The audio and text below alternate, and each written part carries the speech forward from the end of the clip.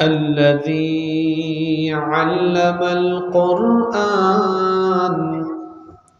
وأكرمنا بالإسلام وأنعم علينا بالإيمان. نستغفره ونتوب إليه، وأشهد أن لا إله إلا الله وحده لا شريك له، وأشهد أن سيدنا وسندنا وحبيبنا وطبيبنا وطبيب أرواحنا محمدا عبد الله ورسوله، أرسله بالحق بشيرا ونذيرا وداعيا إلى الله بإذنه وسراجا منيرا. أما بعد، فقد قال الله تعالى في كلامه المجيد وفي فرقانه الحميد: أعوذ بالله من الشيطان الرجيم. بسم الله الرحمن الرحيم. إن الله وملائكته يصلون على النبي يا أيها الذين آمنوا صلوا عليه وسلموا تسليما. اللهم صل على محمد وعلى آل محمد كما صليت على إبراهيم وعلى آل إبراهيم إنك حميد مجيد. اللهم بارك على محمد وعلى آل محمد كما باركت على إبراهيم وعلى آل إبراهيم إنك حميد مجيد. ربي زدني علما، ربي زدني علما. رب اشرح لي صدري ويسر لي أمري واحلل عقدة من لساني يفقه قولي. سبحانك لا علم لنا إلا ما علمتنا إنك أنت العليم الحكيم। صدق الله العظيم। শিশু মুসা নবীরে যখন দুশ্মনের ডরে সিন্ধুকে ভরিয়া দিলে ভাষায় সাগরে। শিশু মুসা নবীরে যখন দুশ্মনের ডরে সিন্ধুকে ভরিয়া দিলে ভাষায় সাগরে। প্রাণে ছিল যাহার ভয় সেথায় পেল সে আশ্রয়। প্রাণে ছিল যাহার ভয় সেথায় পেল সে আশ্রয়। সেই দুশ্মনেরই ঘরে তাহার বাঁচাইল প্রাণ। আল্লাহ। বাংলাদেশের ঐতিহ্যবাহী চাঁপাইনবাবগঞ্জ জেলার সদর উপজেলায় অবস্থিত পলসা ইসলামী ঐক্য পরিষদ তাফসির কমিটির উদ্যোগে প্রবাসীদের কল্যাণে ও মৃত ব্যক্তিদের আত্মার মাগফিরাত কামনায় আয়োজিত 2 দিন ব্যাপী তাফসিরুল কোরআন মাহফিলের আজকের সমাপনী অধিবেশনের মুহতারাম শ্রদ্ধাভাজন সভাপতি বিশিষ্ট আলেমে দ্বীন পলসা উত্তরপাড়া জামে মসজিদের সম্মানিত ইমাম ও খতিব মাওলানা মোহাম্মদ আসদারুল ইসলাম বিন আব্দুস সামাদ হাইয়াহুল্লাহ ওয়া আতালাল্লাহু উমরাহ ওয়া বারাকাল্লাহু ফি হায়াতিহি ওয়া জাআলাহুল্লাহু মিনাল ইবাদিল মুখলিসিন। আমরা সকলে বলি আমিন। আজকের মাহফিলের সম্মানিত প্রধান অতিথি চাঁপাইনবাবগঞ্জ জেলা ট্রাক ও মোটর শ্রমিক ইউনিয়নের সভাপতি জনাব মোহাম্মদ সাইদুর রহমান, পোস্টারে উল্লেখিত সম্মানিত বরেণ্য অতিথিবৃন্দ, আল্লাহ তাআলা সকলকে দ্বীনের জন্য কোরআনের জন্য কবুল করেন। আমরা সকলে বলি আমিন। এতক্ষণ বক্তব্য রেখেছেন মাওলানা মোহাম্মদ ইয়াসিন আলী, আরও যারা বক্তব্য রেখেছেন আল্লাহ তাআলা তাদেরকে হায়াতান তয়্যিবা সিহাতান কুল্লিয়া দান করেন এবং আমাদের প্রত্যেককে আল্লাহ তাআলা ইলমে আমলে সমৃদ্ধ করেন। আমরা সকলে বলি আমিন। মাহফিলে উপস্থিত আমাদের মাথার তাজ শ্রদ্ধাভাজন উলামায়ে কেরাম, এসেছেন বিভিন্ন মাদ্রাসার আসাতিদায়ে কেরাম, মাহফিলে এসেছেন বিভিন্ন মসজিদের খোতাবা এবং আইম্মায়ে কেরাম, এসেছেন বিভিন্ন স্কুল কলেজের সম্মানিত স্যারেরা, উপস্থিত বিভিন্ন রাজনৈতিক দলের সম্মানিত নেতৃবৃন্দ, সামাজিক নেতৃবৃন্দ, আমার সামনে বসা পিতৃতুল্য সম্মানিত মুরব্বিয়ানে নিজাম, যুগে যুগে আল্লাহর জমিনে আল্লাহর দ্বীন প্রতিষ্ঠায় যারা অগ্রসেনানীর ভূমিকা পালন করেছেন, আমার কলিজার টুকরা প্রিয় যুবক, তরুণ এবং ছাত্র ভাইয়েরা, পর্দার আড়াল থেকে শ্রবণরতা শ্রদ্ধেয়া মা এবং বোনেরা, উপস্থিত মিডিয়ার প্রিয় কর্মী এবং সাংবাদিক ভাইয়েরা, প্রিয় পলসা তথা আমার প্রিয় সম্মানিত নবাবগঞ্জবাসী, আপনারা সবাই কেমন আছেন গো? আলহামদুলিল্লাহ, আল্লাহ আমাকেও ভালো রেখেছেন। আমাদের সবাইকে সুস্থতার সাথে বাঁচিয়ে রেখে আজকের এই সুন্দর বরকতময় নান্দনিক এবং জান্নাতি এই আয়োজনে আমাদেরকে সামিল হওয়ার তৌফিক যিনি দান করেছেন, গলার আওয়াজ বড় করে সবাই বলেন তো তিনি কে? সেই মহান রবের জন্য হৃদয়ের সবটুকু ভালোবাসা, আবেগ, অনুভূতিকে উজাড় করে দিয়ে খুশি মনে প্রাণবন্ত আওয়াজে উচ্চ কণ্ঠে কালিমাতুশ শুকর আদায় করে আমরা সকলেই পড়ছি আলহামদুলিল্লাহ। অসংখ্য অগণিত দুরুদ এবং সালাম পেশ করছি সর্বকালের সর্বযুগের সর্বশ্রেষ্ঠ মহামানব নবিয়ুনা ওয়া সাইয়্যিদুনা ওয়া কুদওয়াতুনা মুহাম্মাদুর রাসূলুল্লাহ সাল্লাল্লাহু আলাইহি ওয়াসাল্লামের প্রতি, যাকে আল্লাহ তাআলা আমাদের হেদায়েতের জন্য পাঠিয়েছেন। আল্লাহুম্মা সাল্লি আলাইহি আল্লাহুম্মা বারিক আলাইহি। সম্মানিত উপস্থিতি, কনকনে ঠান্ডা, উপর থেকে ঝরছে কুয়াশা, অপ্রাসঙ্গিক অপ্রয়োজনীয় কথাবার্তা বলে আমরা সময়ের বরকত নষ্ট করতে চাই না। সরাসরি আমরা আল্লাহর কালাম থেকে হেদায়াতের নিয়তে কিছু কথা বলবো এবং শুনবো ইনশাআল্লাহ। আল্লাহ তাআলা আমাদেরকে হেদায়েতের নিয়তে প্রতিটি কথা বলার এবং শোনার তৌফিক দান করেন। আমরা সকলে বলি আমিন। আল্লাহ তাআলা এই পৃথিবীতে আমাদেরকে অনেক নেয়ামত দিয়েছেন। তিনি আমাদেরকে নেয়ামতের সাগরে ডুবিয়ে রেখেছেন। তার দয়ায়, তার অনুগ্রহে আমরা বেঁচে আছি। সর্বত্রই চতুর্দিকেই তার নেয়ামত বিদ্যমান। আমরা তার নেয়ামতের মাঝেই বেঁচে আছি। আল্লাহ তাআলা আমাদেরকে যত নেয়ামত দিয়েছেন তার মধ্যে অন্যতম শ্রেষ্ঠ একটি নিয়ামত হচ্ছে সন্তান সন্ততি।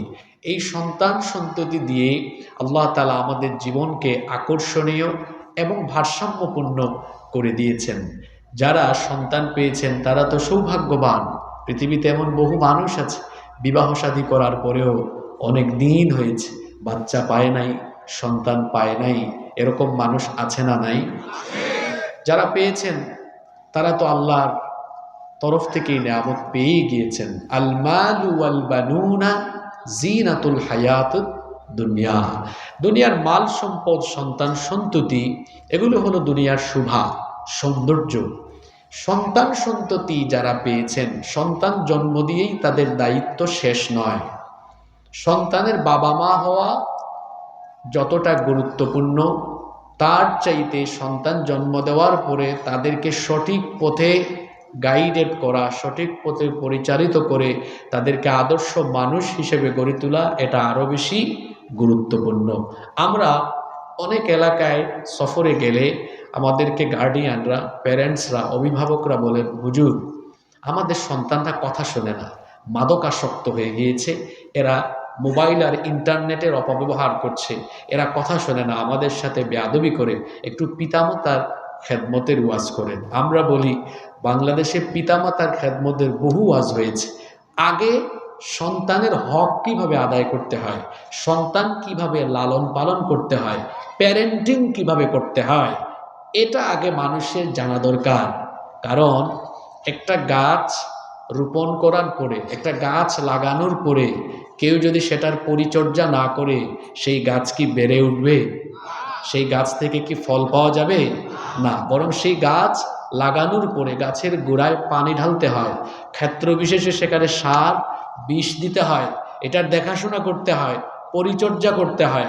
যখন গাছ লাগানোর পরে এটার পরিচর্যা হয়, দেখাশোনা হয়, সেই গাছ থেকে তখন ফল পাওয়া যায়। যেমনিভাবে একটা গাছ লাগানোর পরে এটার পরিচর্যা করতে হয়, এটা দেখাশোনা করতে হয়, ঠিক তেমনিভাবে সন্তান জন্ম দেওয়ার পরে তাকে আদর্শ মানুষ হিসেবে গড়ে তোলার জন্য প্রত্যেক পিতামাতা পরিশ্রম করতে হবে, মেহনত করতে হবে। তাদেরকে আদর্শ মানুষ হিসেবে গড়ে তোলার জন্য তাদের যত প্রয়োজন, সব প্রয়োজন পূরণ করতে হবে। তাদের যত হক আছে সেই হকগুলো আদায় করতে হবে। সম্মানিত উপস্থিতি, আজকে দুর্ভাগ্যের ব্যাপার হলো অধিকাংশ পিতামাতা তাদের সন্তানদের হক যথাযথভাবে পালন করেন না। এই জন্য দেখা যায় এই সন্তানগুলো বড় হয়ে তারা আদর্শ মানুষ হয় না, বেয়াদব হয়। আদব নাই, আখলাক নাই, চরিত্র নাই। এরাই তাদের মা বাবাকে ঘর বাড়ি থেকে বের করে বৃদ্ধাশ্রমে পাঠায়। এরা দেখা যায় বড় হওয়ার পরে তারপরে মা বাবাকে ধমকায়, চোখ মোটা করে কথা বলে, গলার সাউন্ড বড় করে মা বাবাকে ধমকায়। এরা চোর হয়, ডাকাত হয়, ইয়াবাখোর, সুদখোর, ঘুষখোর, চরিত্রহীন, লম্পট হয়। এই ছেলে মেয়েটা বিপথে যাওয়ার পেছনে অধিকাংশ ক্ষেত্রেই তার পিতামাতা দায়ী। কারণ তার পিতামাতা যেভাবে তাকে গড়ে তোলা দরকার ছিল, তার পিতামাতা তাকে ওইভাবে গড়ে তুলতে পারে। এজন্য প্যারেন্টিং সিস্টেম, প্যারেন্টিং মেথোডোলজি, সন্তান প্রতিপালন, লালন পালনের পদ্ধতিগুলো আমাদেরকে জানতে হবে। যদি আমরা ইসলামের দেওয়া ইনস্ট্রাকশন, কোরআন হাদিসের দেওয়া নীতিমালার ভিত্তিতে আমাদের সন্তানদেরকে গাইড করতে পারি, তাহলে দেখা যাবে এরা আল্লাহওয়ালা, চরিত্রবান, মুত্তাকি, পরহেজগার, চক্ষু শীতলকারী সন্তান হিসেবে পরিগণিত হয়ে যাবে। সুবহানাল্লাহ। এখানে আপনারা যারা আছেন, আপনারা কি চান না আপনাদের সন্তানরা পরহেজগার হোক? আপনারা চান কি চান না? যেভাবে আওয়াজ দিলেন মনে হইল সবাই চান না। সবাই চান কি চান না? অবিবাহিতরা ভাবতেছে হুজুর বউই নাই, সন্তান কিভাবে লালন পালন করবে? আরে আপনারা তো আজকে আরো বেশি সৌভাগ্যবান। কারণ যারা সন্তান ইতিমধ্যে পেয়েছে তারা আজকের দেওয়া এই প্রেসক্রিপশনগুলো অ্যাপ্লাই করার সুযোগ হয়তো অনেকে পেছন থেকে পায় নাই, অর্থাৎ সন্তানদের বয়স হয়েছে, কিন্তু আপনি বিয়ে শাদীর আগে জানলেই দেখা যাবে আপনার আগামী দিনের দাম্পত্য জীবন, পরিবার আরো বেশি সমৃদ্ধ এবং সুন্দর হবে ইনশাআল্লাহ। আল্লাহ। এজন্য আজকের আলোচনাটি, আমি জানি না আজকে মহিলা প্যান্ডেল এখানে আছে কিনা, আছে না? আলহামদুলিল্লাহ। তাহলে আজকের আলোচনাটি মা বোনেরা, বৃদ্ধ, বয়স্ক, তরুণ, যুবক সকলের জন্য একটা উপযোগী, ইফেক্টিভ একটা আলোচনা হবে ইনশাআল্লাহ। যদিও আমি দেখতে পাচ্ছি কুয়াশা পড়ছে, আপনাদের কষ্ট হচ্ছে আমি জানি, কিন্তু এই চাপাইয়ের মানুষ এরা তো কোরআন হাদিসের জন্য দেওয়া না, পাগল পাড়া।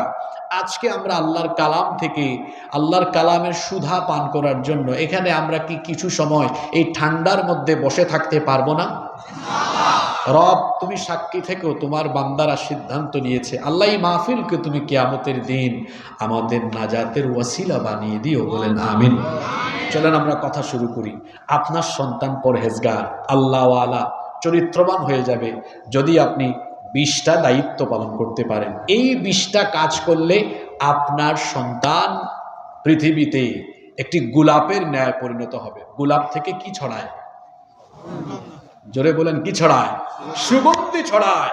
আপনার সন্তান যেদিকেই যাবে চারিত্রিক সুভাষে মানুষেরা বিমোহিত হবে আর বলবে, আল্লাহ, কোন রক্তগর্ভা মা আর কোন বাবা যে এটাকে জন্ম দিয়েছে, তারা কতই না সৌভাগ্যবান। আল্লাহু আকবার। কয়টা কাজ? যাদের সুযোগ আছে মোবাইলে খাতায় নোট করেন, এটা আগামীকাল এলাকায় এলাকায় আলোচনা করবেন। খতিব সাহেব যারা এসেছেন পয়েন্টগুলো নোট ডাউন করেন, জুমায় এগুলো আলোচনা করবেন ইনশাআল্লাহ। নাম্বার 1, আপনার সন্তানকে আদর্শ সন্তান হিসেবে গড়ে তোলার জন্য আপনাকে প্রথম যে দায়িত্ব পালন করতে হবে সেটা হচ্ছে আপনার সন্তানের জন্য একজন নেককার মা তৈরি করতে হবে, অর্থাৎ তাকে একজন নেককার মা গিফট করতে হবে। এর মানে হলো বিয়ে শাদীর সময় দিনদার নেককার একজন নারীকে বিবাহ করতে হবে। যুবক ভাইয়েরা, শুধু সুন্দরী সুন্দরী জরিনা সকিনার দিকে দৌড়াইও না, যার মধ্যে দিনদারিতা নাই সেই সকল নারীকে বিয়ে করলে পরে পরিবারটা সুন্দর হয় না, বরং যন্ত্রণার সাগরে পরিবার ডুবে যায়। এই জন্য এখানে যত পিতা মাতা আছেন, মহিলা প্যান্ডেল থেকেও যত মায়েরা আলোচনা শুনছেন, সকলকে আমি বলবো, বিয়ে শাদীর ক্ষেত্রে ছেলে মেয়েকে যখন বিবাহ দিবেন তখন ধন সম্পদ বংশ মর্যাদা এগুলোর চাইতে দিনদারিতাকে সব চাইতে বেশি প্রায়োরিটি দিবেন। কারণ বুখারী এবং মুসলিম শরীফে হাদিস এসেছে, সবচাইতে বেশি সংখ্যক হাদিস যে সাহাবী বর্ণনা করেছেন, সাইয়্যিদুল মুহাদ্দিসিন আবু হুরায়রা রাদিয়াল্লাহু আনহু এই হাদিসটি বর্ণনা করেছেন। তিনি বলেছেন, আল্লাহর নবী বলেছেন, তুনকাহুল মারআতু লিআরবা, 4টি বিষয়ের প্রতি লক্ষ্য রেখে নারীদেরকে বিবাহ করা হয়। 1 নাম্বার হলো লিমালিহা, মেয়ের বাপের ধন দৌলত। 2 নাম্বার হলো ওয়ালি হাসবিহা, তার বংশমর্যাদা। 3 নাম্বার হলো ওয়ালি জামালিহা, তার রূপ সৌন্দর্য। 4 নাম্বার হলো ওয়ালি দীনিহা, তার দিনদারিতা। জোরে বলেন তো কয়টা বিষয়? আচ্ছা বলেন তো, বিয়ের ক্ষেত্রে এই 4টা জিনিস দেখা হয় কি হয় না? 1 হলো সম্পদ, 2 হলো বংশমর্যাদা, 3 হলো সৌন্দর্য, 4 হলো দিনদারিতা। আল্লাহর নবী বলেছেন, ফাযফার বিদাতিদ দীনি তারিবাত ইয়াদাক, এই 4টা বিষয়ের মধ্যে দিনদারিতাকে সবার উপরে প্রাধান্য দাও। কারণ একটা মেয়ে যতই সুন্দরী আর রূপসী হোক না কেন, বংশমর্যাদা যতই উন্নত থাকুক না কেন, তার বাবার ধন সম্পদ যতই বেশি থাকুক না কেন, এই মেয়েটার ভেতরে যদি 5 ওয়াক্ত নামাজের আমল, তার মধ্যে যদি পর্দার অভ্যাস, নামাজের অভ্যাস, দিন মেনে চলার অভ্যাস না থাকে, এই রকম বেদিন মেয়েকে বিয়ে করে সংসার আরম্ভ করলে পরে সংসার জাহান্নামের রঙে, জাহান্নামে একেবারে পরিণত হয়ে যাবে। আর যদি মেয়েটা দেখতে সুন্দর কম হয়, গরিব ঘরেরও হয়, টাকা পয়সা তার বাবার যদি বেশি নাও থাকে, বংশমর্যাদাও যদি ভালো না হয়, কিন্তু মেয়েটার মধ্যে যদি দিনদারিতা থাকে, সে যদি 5 ওয়াক্তের নামাজি হয়, পর্দা মেনে চলার অভ্যাস তার মধ্যে থাকে, আজান হলেই নামাজে দাঁড়িয়ে যাওয়ার খাসলত থাকে, ঘর থেকে বের হলে পর্দা করে বের হয়, দিন মানে এই রকম দিনদার নেককার মেয়েকে বিয়ে করে সংসার আরম্ভ করলে দেখা যাবে গোটা ঘরটা জান্নাতের রঙে রঙিন হয়ে যাবে। কারণ দুনিয়াতে যত সম্পদ আছে, টাকা পয়সা, গাড়ি বাড়ি, ধন সম্পদ যা আছে, সবকিছুর মধ্যে শ্রেষ্ঠ সম্পদ হলো একজন নেককার নারী জীবনে পাওয়া। এটা হলো দুনিয়ার জীবনের সবচেয়ে শ্রেষ্ঠ সম্পদ। এই জন্য ইবনে মাজাহ এবং মুসলিম শরীফে হাদিস এসেছে, আল্লাহর নবী বলেছেন, আদ-দুনিয়া কুল্লুহা মাতা, দুনিয়ায় যা কিছু আছে সবকিছুই হলো সম্পদ। ওয়া খায়রু মাতা'আদ দুনিয়া আল মারআতুস সালিহা, দুনিয়ার সকল সম্পদের মধ্যে নেককার নারী হচ্ছে সর্বশ্রেষ্ঠ সম্পদ। নেককার নারী হলো দুনিয়ার শ্রেষ্ঠ সম্পদ। এটা বিবাহিতরা টের পাবে।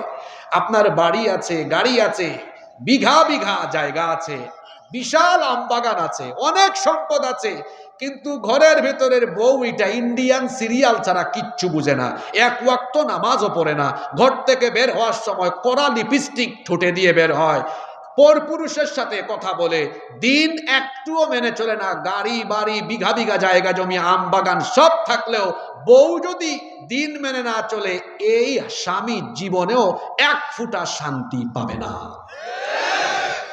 টাকা পয়সা কম, ভ্যান চালাইয়া খায়, মাঠে ঘাটে পরিশ্রম করে খায়, টাকা বেশি নাই, বাড়ি একটা কোনো রকম আছে, কোনো রকমে চলে, কিন্তু সারাদিন পরিশ্রম করে বাড়ি গেলে দেখে বউ গামছা নিয়ে দাঁড়ায় আছে, ওগো তাড়াতাড়ি গোসল করো গো, সব রেডি করে রেখেছে।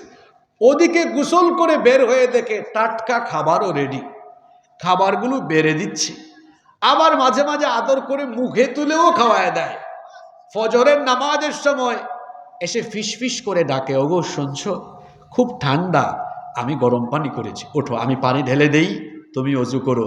দুজনেই নামাজি, জোহরে আসরে মাগরিবে এশায় নামাজ মিস হয় না, কোরআন পড়ে তাসবিহ তাহলিল করে আল্লাহর দিন মানে। স্বামী স্ত্রী বাড়ি থেকে বের হয়ে নবাবগঞ্জে যায়, স্বামী তার স্ত্রীকে পর্দা করায় নিয়ে যায়। এই রকম নেককার দিনদার নারী যার ঘরে আছে, দুনিয়ার সুখ সমৃদ্ধি তার ঘরের ভেতরে আছে। টাকা পয়সা দিয়ে সুখ পাওয়া যায় না। দুনিয়াতে এমন বহু পয়সাওয়ালা আছে রাতে ঘুমাইতে পারে না, দুনিয়াতে এমন বহু পয়সাওয়ালা আছে রোগের অভাব নাই, মুখে রুচি নাই, খাইতে পারে না, আছে না নাই? সুখ শান্তি কার দেওয়া? বিশ্বাস করেন, ঘরের ভেতরে নারী যদি ভালো না হয়, নিজের বউ যদি ভালো না হয়, দুনিয়ার সবকিছু আপনার কাছে তিতা তিতা লাগবে, মেজাজ কর্কশ থাকবে, মাথা গরম থাকবে, কারণ ঘরের জিনিসটাই তো ভালো না। এই জন্য আল্লাহর নবী দুনিয়ার সুখী ব্যক্তির পরিচয় দিয়েছেন। আল্লাহর নবী বলেছেন আরবাউম মিনাস সাআদাহ, আল্লাহর নবী বলেছেন আরবাউম মিনাস সাআদাহ, চারটি জিনিস হলো সৌভাগ্যের লক্ষণ। যে ব্যক্তি দুনিয়াতে চারটা জিনিস পেয়েছে, সেই ব্যক্তি দুনিয়াতে সুখী হয়ে গিয়েছে। সুবহানাল্লাহ, জোরে বলেন তো কয়টা জিনিস? কোন চারটা জিনিস আল্লাহর নবী বলেছেন? এক নাম্বার হলো আয-যাওজাতুস সালিহা, আই আল মারআতুস সালিহা, নেককার স্ত্রী। দুই নাম্বার হলো আল মাসকানুল ওয়াসিআ, প্রশস্ত বাড়ি। তিন নাম্বার হলো আল মারকাবুল হানি, চলার জন্য একটা বাহন। চার নাম্বার হলো আল জারুস সালিহ, উত্তম প্রতিবেশী। এই চারটা জিনিস যে পেয়েছে, সেই ব্যক্তি দুনিয়ার সুখ পেয়েছে। তার মধ্যে প্রথমটাই হলো নেককার স্ত্রী পাওয়া। অন্য হাদিসে এসেছে, আল্লাহর নবী বলেছেন মান রাযাকাহুল্লাহু ইমরাআতান সালিহাতান ফাকাদ আ'ানাহু আলা শাত্রি দীনি, আল্লাহ তাআলা যেই ব্যক্তিকে নেককার একজন জীবন সঙ্গী দিয়ে দিয়েছেন, আল্লাহ যেন ওই লোকটাকে ইসলামের অর্ধেক নেয়ামত দিয়ে দিয়েছেন। তো অর্ধেক যদি পেয়ে যায়, বাকি অর্ধেক আছে না, এটা কোথায় পাবে? আল্লাহর নবী বলেছেন ফালিয়াত্তাকিল্লাহা ফিন্নিসফিল বাকি, বাকি অর্ধেকও পেয়ে যাবে যদি সারা জীবন আল্লাহকে ভয় করে চলে, তাহলে 100 ভাগ ইসলামের নেয়ামত আল্লাহ ওই ব্যক্তিকে দিয়ে দিবেন। সুবহানাল্লাহ কি বাড়ি গিয়ে বলবেন নাকি গো? কেন প্রথম পয়েন্টে একজন নেককার স্ত্রীর কথা বললাম? আপনাদের কষ্ট হচ্ছে নাকি? কেন বলেছি? রিজনটা কি? কারণ হলো আপনার স্ত্রী সেটা শুধু স্ত্রী নয়, এটা সন্তান উৎপাদনের কারখানা। এই পেট থেকেই সন্তান আসবে। নারীদের পেট তো শুধু পেট নয়, এটা সন্তান উৎপাদনের কারখানা। তাদের পেটেই জন্ম নিয়েছেন পয়গম্বর নবী রাসূল আলাইহিমুস সালাম। তাদের গর্ভে এসেছেন পৃথিবীর শ্রেষ্ঠ শ্রেষ্ঠ সন্তানেরা, ঠিক না বেঠিক? এজন্য আপনার স্ত্রী ভালো হওয়া এটা অত্যন্ত জরুরি। কেন? কারণ আজকের বিজ্ঞানও বলছে একজন মা যখন প্রেগনেন্ট হন, তার প্রেগন্যান্সির লাস্ট পর্যায়ে, বিশেষ করে সন্তান পৃথিবীতে আসার 16 সপ্তাহ আগে, 16 সপ্তাহ মানে 4 মাস, 16 সপ্তাহ মানে কয় মাস? হিউম্যান এমব্রায়োলজি নিয়ে যারা গবেষণা করছেন তারা বলছেন a child gets hearing before 16 weeks of birth. সন্তান পৃথিবীতে আসার আগে, মায়ের পেটে থাকাকালীন দুনিয়ায় আসার 4 মাস আগে থেকেই সে শুনতে পায়। কি আপনারা কি বাদাম খাবেন? কথাগুলো শুনবেন না? বাদাম খায়া খায়া শুনেন। সন্তান পৃথিবীতে আসার আগে, মায়ের পেটে থাকতেই কয় মাস আগে শোনে? এটা চিকিৎসা বিজ্ঞান বলছে। আপনারা বলবেন হুজুর বিজ্ঞান তো অনেক আপডেটেড। না, কোরআন আপডেটেড, বিজ্ঞান ব্যাকডেটেড। আপনি তো কোরআন পড়ছেন না। কোরআন খুলেন, খুলে দেখেন আল্লাহ তাআলা কোরআনে যত জায়গায় শ্রবণ শক্তি আর দৃষ্টিশক্তির কথা বলেছেন, সব জায়গায় আল্লাহ তাআলা দৃষ্টিশক্তির আগে শ্রবণ শক্তির কথা বলেছেন। যেমন ইন্নাস সামআ ওয়াল বাসারা ওয়াল ফুআদা কুল্লু উলাইকা কানা আনহু মাসউলা। নিশ্চয়ই কান, চোখ, অন্তর জিজ্ঞাসিত হবে। এখানে চোখের আগে কানের কথা বলা হলো। অন্য আয়াতে যান, আল্লাহ বলছেন ওয়াজআলা লাকুমুস সামআ ওয়াল আবসারা ওয়াল আফইদা। এখানেও আল্লাহ তাআলা চোখের আগে কানের কথা বলেছেন। আধুনিক যুগের মুফাসসিরগণ এই আয়াতগুলোর সায়েন্টিফিক এক্সপ্লেনেশন, বিজ্ঞানসম্মত ব্যাখ্যা এভাবে দিয়েছেন, যেহেতু আল্লাহ তাআলা কোরআনের সমস্ত জায়গায় দর্শন শক্তির আগে শ্রবণ শক্তির কথা বলেছেন, তার মানে মানুষ দৃষ্টিশক্তি লাভের আগে শ্রবণ শক্তি লাভ করে। আজকের বিজ্ঞানও তো তাই বলছে। পৃথিবীর একমাত্র প্রাণী বা সৃষ্টি হলো মানুষ, যারা জন্মের 4 মাস আগেই মায়ের পেটে শুনতে পায়। সুবহানাল্লাহ। কুরআনও বলছে এটা, বিজ্ঞানও এটা বলছে। তাহলে শোনেন, খেয়াল করেন, এখন যদি এই মাইটা খারাপ হয়, সন্তান পেটে নিয়ে সারাদিন থাকদি না, দিন দিন দিন ঝাঁকানাকা ঝাঁকানাকা, লারে লারে লারে লালা, এগুলোই শুনতে থাকে। তো বিজ্ঞান আর কোরআন বলে পেটের ভেতর থেকে সন্তান এটা সব শুনে। এই লালা লালা পাপা পাপা মহিলার পেট থেকে যেগুলা বের হবে সবগুলো ঝাঁকানাকা ঝাঁকানাকা মার্কা সন্তান হবে। এরাই আউল হয়, বাউল হয়, ফাউল হয়, চরিত্রহীন হয়, লম্পট হয়।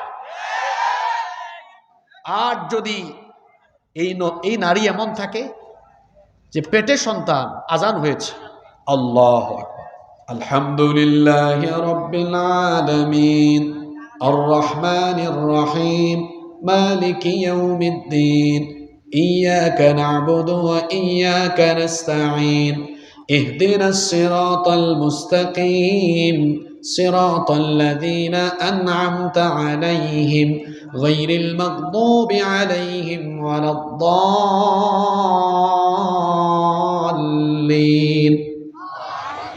সন্তান পেটের ভেতর থেকে এটা শুনছে। এই মহিলা প্রতিদিন ফজরের পরে কোরআন তিলাওয়াত করে, তাসবিহ তাহলিল করে। সন্তান পেটের ভেতর থেকে এগুলা শুনে। এই মহিলার পেট থেকে এই সন্তানগুলো বের হয়, এরা আল্লাহওয়ালা হয়, এরা আলেম হয়, মুফাসসির হয়, মুহাদ্দিস হয়, পৃথিবী বিখ্যাত আলেম হয়, এরা আবু হানিফা হয়, এরা ইমাম আহমদ বিন হাম্বল, ইমাম শাফিঈ রাহিমাহুমুল্লাহ, এরকম জগৎ বিখ্যাত আলেমরা এমন নারীর পেট থেকে বের হয়। তাহলে বলেন তো, আদর্শ সন্তানের জন্য আগে আদর্শ কি দরকার? এত আস্তে বললেন কেন? আদর্শ কি দরকার? মা দরকার। কারণ মা হলো সন্তানের শ্রেষ্ঠ বিশ্ববিদ্যালয়। এজন্য এখানে যত আব্বাজানরা আছেন, মহিলা প্যান্ডেলে যত আম্মাজানরা আছেন, ছেলে মেয়ে বিয়ে দেওয়ার সময় আগে দিনদারিতা দেখবেন। আপনাদের খাসলত কেমন জানেন? যখন মেয়ের প্রস্তাব এসেছে, জিজ্ঞেস করে, বাবা কত বিঘা জমি আছে গো? বাড়ির অবস্থা কেমন, কত টাকা ইনকাম করেন? কি যুবকেরা আছে না ঘুমায় গেছে? বিয়ে করে না এরকম মিসকিনরা এখানে আসে না? তোমাদেরকে একটা জিনিস শিখাই দিয়ে যাই, ওই চাচা যদি বলে ইনকাম কত, বাড়ি গাড়ি আছে কিনা, জিজ্ঞেস করবা চাচা কিছু মনে করেন না, আমার বয়সে আপনার কয়টা বাড়ি আর আপনার কয়টা গাড়ি ছিল? জায়গায় ধরা খাবে। আশ্চর্য কথা, 22, 23, 24, 25 বছরের ছেলের গাড়ি হবে কেমনে, বাড়ি হবে কেমনে? অত মাত্র পড়াশোনা শেষ করেছে, অথবা এখন সে ব্যবসায় হাত দিবে। এগুলো হইতে অন্তত 35-36 বছর সময় লাগার কথা। 25-26-এ যার কাছে বাড়ি গাড়ি আছে ওটা তার না, ওটা ফুটানি করে তার বাপের কাছ থেকে পায়া। যে বাপ দাদার পরিচয়ে চলে সে গাধা, আর যে নিজের পরিচয়ে চলে সে হলো শাহজাদা। আপনার মেয়েকে গাধার কাছে বিয়ে দিয়েন না। গাধা, এই গাধা তো আপনার মেয়েকে বিয়ে করার পরে একটা ফেয়ার অ্যান্ড লাভলি কিনলেও গিয়ে বলবে আব্বা আমার বউকে একটু মেকআপ বক্স কিনে দিব, 1000 টাকা দাও না। ব্যাককল ছেলে, তুমি তোমার বাপের কাছে গিয়ে বউকে কিছু কিনে দেওয়ার জন্য পয়সা দাও, তোমার তো শরম থাকা দরকার। তুমি তো বিবাহের অযোগ্য অপদার্থ ছেলে, তোমাকে বিয়ে করতে বলছে কে? তোমার বিবাহের যোগ্যতাই এখনো হয়নি, তোমার তো সামর্থ্য থাকা লাগবে। তুমি তো বউকে একটা গিফট করতে হলো তোমার বাপের কাছে গিয়ে চাও।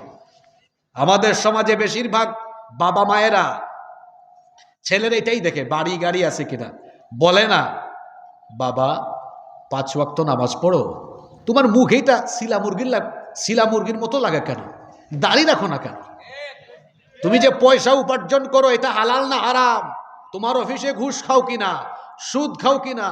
যদি দেখেন ছেলেটা সৎ, হালাল পথে উপার্জন করে, নামাজও পড়ে, ছেলেটা দিনদার, চোখ বন্ধ করে এই দিনদার ছেলের কাছে মেয়েকে বিয়ে দেন, সারা জীবন আপনার মেয়ে সুখে শান্তিতে থাকবে। আপনারা দেখেন কি বাড়ি গাড়ি বংশ, আর রসুল বলেছেন দেখো আগে চরিত্র। কি দেখতে বলেছেন? ঠিক একইভাবে ছেলে বিয়ে করানোর ক্ষেত্রেও মেয়ের চরিত্র দেখবেন। এখানে যত অবিবাহিত যুবক ভাইয়েরা আছেন, তোমাদের খাসলত তো জানি, ফেসবুকে যদি একটু সুন্দরী জরিনা সকিনার ছবি দেখো পাগল হয়ে যাও তোমরা। বুঝো না এগুলোতে যে এডিটার ইফেক্ট মারা। কিছু মানুষকে ক্যামেরায় লাগে একরকম, বাস্তবে লাগে, ক্যামেরায় লাগে সাদা সাদা, আর বাস্তবে আপনার সুইটারের মতো কালার কালার। এরকম আছে না নাই? আমাদের মতো কিছু হুজুরও আছে দেখবেন, সাথে ক্যামেরা নিয়ে নিয়ে ঘুরে ক্যামেরাম্যানকে বলে আমারে সাদা বানায় দেয় ইফেক্ট মাইরা। দেখতে দেখা যায় আরে বাপরে বাপ, একেবারে লারে লাপ্পা লাল লাল, আর সামনে আসতে দেখা যায় আরে বাপরে বাপ পাতিলের তোলা। আমি কাউকে নিয়ে এখানে কটাক্ষ করছি না, আমি বুঝাতে চাচ্ছি যে ভার্চুয়াল জগৎটা আলাদা।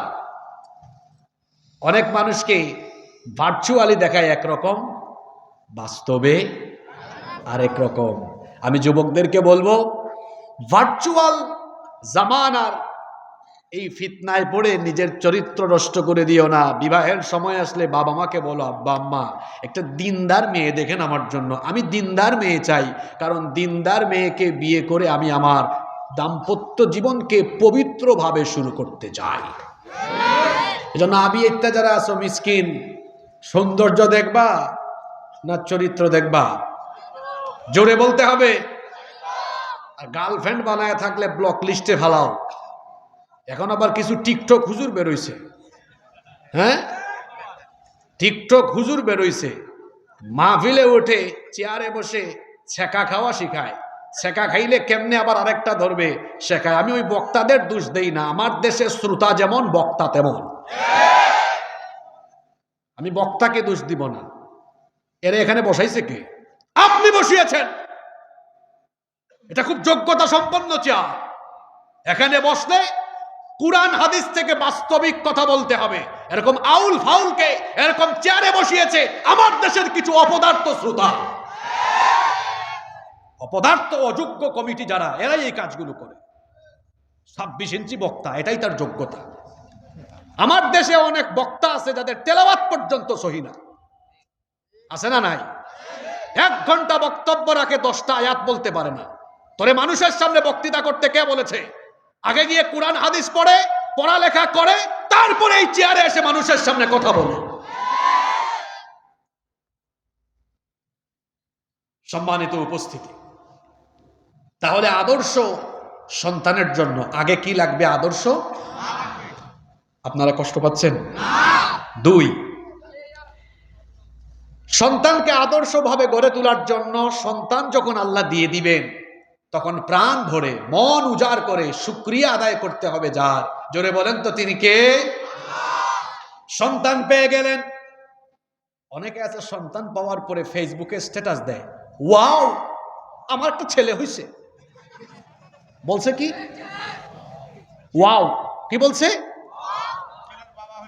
এখানে কি ওয়াও বলবে না আলহামদুলিল্লাহ পড়বে? ওয়েস্টার্ন কালচার আমাদেরকে গ্রাস করে ফেলেছে। দেখেন না, সালাম দেয় না, কয় হাই, ইনশাআল্লাহ বলে না। আর চাপাইয়ে তো শিন এর মাখরাজ উঠে গেছে, কয় ইনশাআল্লাহ। খুব সুন্দর আপনাদের ভাষা, চাপাইয়ের ভাষা আমার অনেক ভালো লাগে। তো ইনশাআল্লাহ না বলে বলছে কি ওকে। কক্সবাজার গিয়ে বলতেছে, দোস্ত আরে দেখছো গো কি অ্যামেজিং, ফ্যান্টাস্টিক। এখানে সুন্দর কিছু দেখেছে বলবে সুবহানাল্লাহ, মাশাআল্লাহ। আল্লাহর তরফ থেকে কোনো নিয়ামত পেয়েছে বলবে আলহামদুলিল্লাহ। সন্তান হলো আল্লাহর দেওয়া নিয়ামত। কারণ এমন বহু দম্পতি আছে বিবাহের পরে 5 বছর 10 বছর হয়ে গিয়েছে, বাচ্চা হয় না। বলেন তো এই রকম দম্পতি আছে না নাই? সন্তান যিনি দেওয়ার মালিক, গলার আওয়াজ বড় করে বলেন তিনি কে?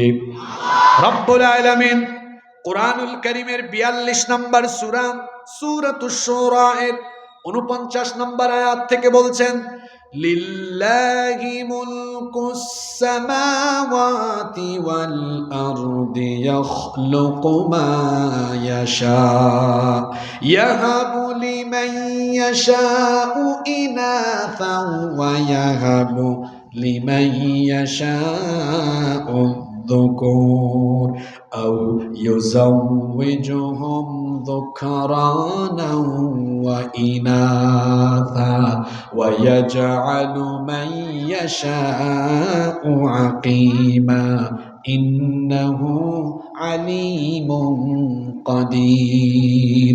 আল্লাহ তাআলা বলছেন আসমান সমূহ এবং জমিনে যা কিছু আছে সব কিছুর মালিকানা কার? তিনি যাকে চান তাকে কন্যা সন্তান দেন, যাকে চান পুত্র সন্তান দেন, যাকে ইচ্ছা ছেলে মেয়ে দুইটাই দেন। আবার আল্লাহর যাকে ইচ্ছা ছেলেও দেন না, মেয়েও দেন না, বন্ধা অবস্থায় রেখে দেন। সন্তান দেওয়ার একমাত্র ইখতিয়ার যার, তিনি কে? এজন্য সন্তান পেলে প্রশংসা করতে হয়। আমাদের জাতির পিতা, জোরে বলেন তো জাতির পিতাকে? যারা বলে না এদের জাতির পিতা কারা? আমাদের দেশে এক গোষ্ঠী ছিল, এক রাবেয়া বসুরি ছিল, জোর করে জাতির ঘাড়ে জাতির পিতা চাপিয়ে দিতে চেয়েছে। জোর করে জাতির ঘাড়ে জাতির পিতা চাপিয়ে দেওয়া যায় না। জাতির পিতা হচ্ছেন ইব্রাহিম আলাইহিস সালাম। 86 বছর পর্যন্ত তার কোনো সন্তান ছিল না। 86 বছর বয়সে হাজেরার ঘরে আল্লাহ সন্তান দিলেন। তিনি সন্তান পাওয়ার পরে তার মুখ থেকে কোন বাক্যটা বের হলো শুনেন।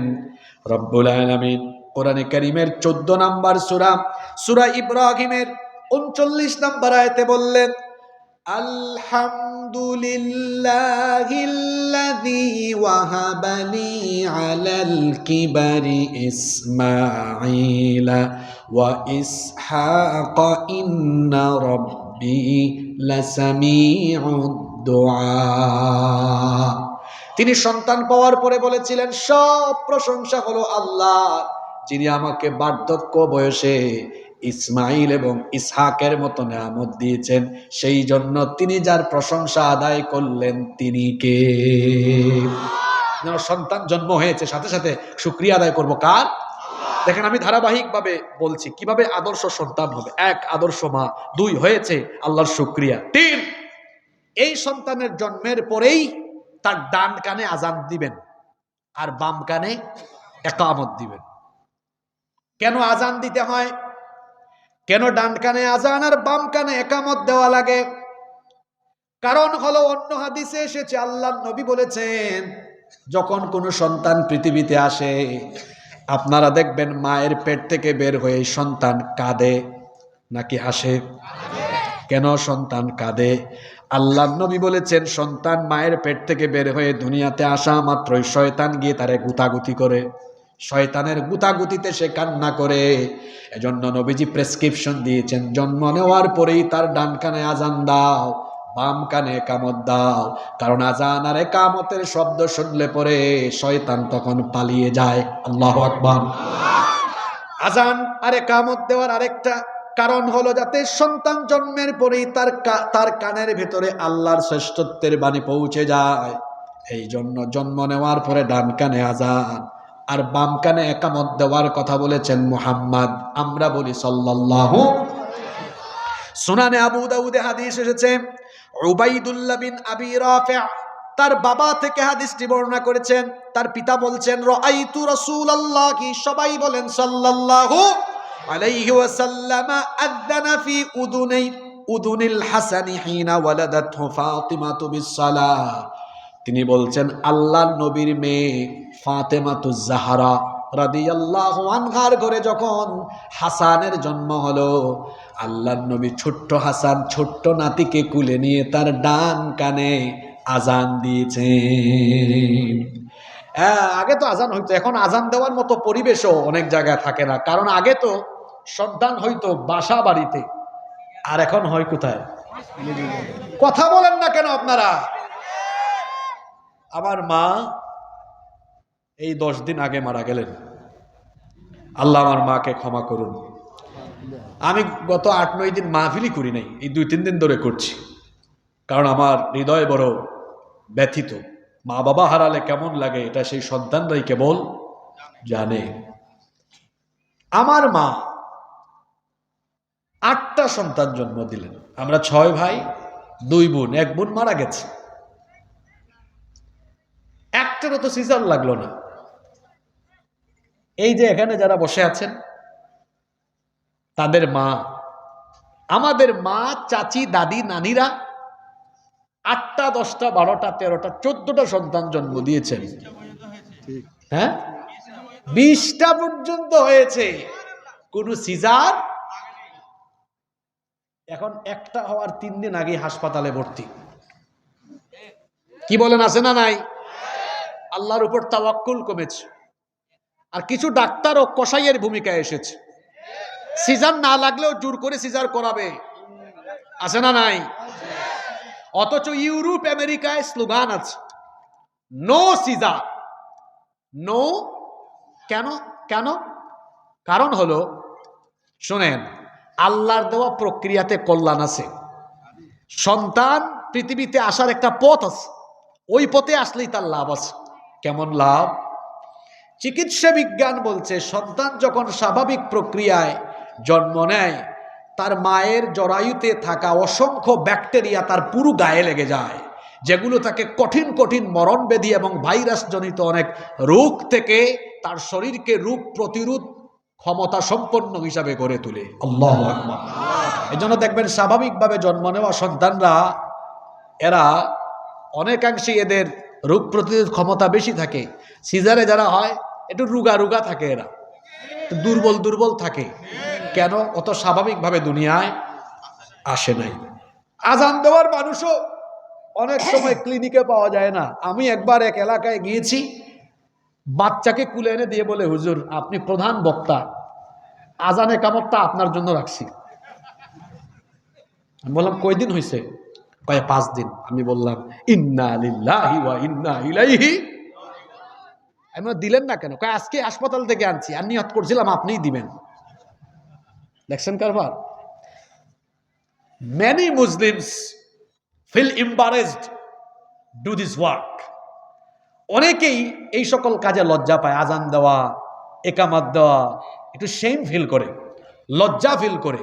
আচ্ছা, নিজের সন্তানকে আজান দিল না, আমি বললাম কেন দিলেন না? দিতাম, শরম লাগে। বাচ্চা হওয়াই দিছে, শরম লাগে নাই? আজান দিতে তার শরম লাগে। এরকম মানুষ আমার আপনার সমাজে আছে না নাই? আরে বাচ্চার কানে আজান একামত দেওয়া তো শরমের কাজ নয়, বরং চুরি করা, ডাকাতি করা, লুণ্ঠন করা, চাঁদাবাজি করা, অন্যায় করা, পাপ করা হলো গুনাহের কাজ। এখানে শরম লাগার কথা, ওখানে শরম লাগে না। কয় হুজুর শরম লাগে। অনেকে আছে সব কাজ হুজুর দিয়ে করায়, যেমন তার বাপ মারা গেছে, কয় হুজুর 1000 টাকা হাদিয়া দিলাম, আপনি একটু আমার মা বাবার জন্য কান্দা কান্দা দোয়া করেন। হে কাঁদে না, হুজুর কাঁদায়। আছে না নাই? সারা দুনিয়ার সব হুজুর যদি আপনার মা বাপের জন্য কাঁদে, এটা কবুল হইতেও পারে, নাও হইতে পারে, কিন্তু আপনার পিতামাতার জন্য আপনার চোখের পানি বের হয়ে নাকের ডগায় আসার আগে সারা পৃথিবীর পানি দিয়ে জাহান্নামের আগুন নিভানো যায় না। সন্তানের 2 ফোঁটা চোখের পানিতে পিতামাতার জাহান্নামের আগুন চিরদিনের জন্য নিভে যায়। তো আজান দিতে হয় ডান কানে, একামত দিতে হয় কোন কানে? যাদের সন্তান বিপদে গেছে মিলান এগুলা করছেন কিনা? কষ্ট হচ্ছে নাকি আপনাদের? আপনারা 25-26 মিনিট ধৈর্য ধরে একদম বসে থাকতে পারবেন না ইনশাল্লাহ? নাম্বার 4 নাম্বার, তাহনিক করা। এটা তো আমাদের সমাজ থেকে উঠে গেছে এখন। কথাটা কি বললাম? তাহনিক মানে কি? খেজুর বা মধু বা মিষ্টি জাতীয় কোনো জিনিস সন্তানের ঠোঁটের মধ্যে লাগিয়ে দেওয়া। আবু মুসা আল আশআরী রাদিয়াল্লাহু আনহু তিনি বলছেন, আমার ঘরে একটা সন্তান জন্ম হলো, ছেলে জন্ম নিল। ছেলেটাকে কুলে নিয়ে আমি নবীজির দরবারে গেলাম। আল্লাহর নবীজি আমার ছেলেটাকে কুলে নিলেন, তারপরে তার সুন্দর একটা নাম রেখে দিলেন। এরপরে আল্লাহর নবী একটা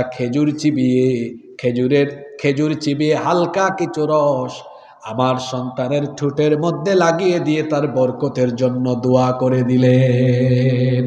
এটাকে বলে তাহনিক। এটাকে কি বলে? নাম্বার 5 নাম্বার, আদর্শ সন্তান গড়ে তোলার জন্য পিতামাতা 5 নাম্বার যে দায়িত্ব পালন করবেন, এটা বিশেষ করে মায়ের দায়িত্ব। সন্তানকে বুকের দুধ সঠিকভাবে পান করানো।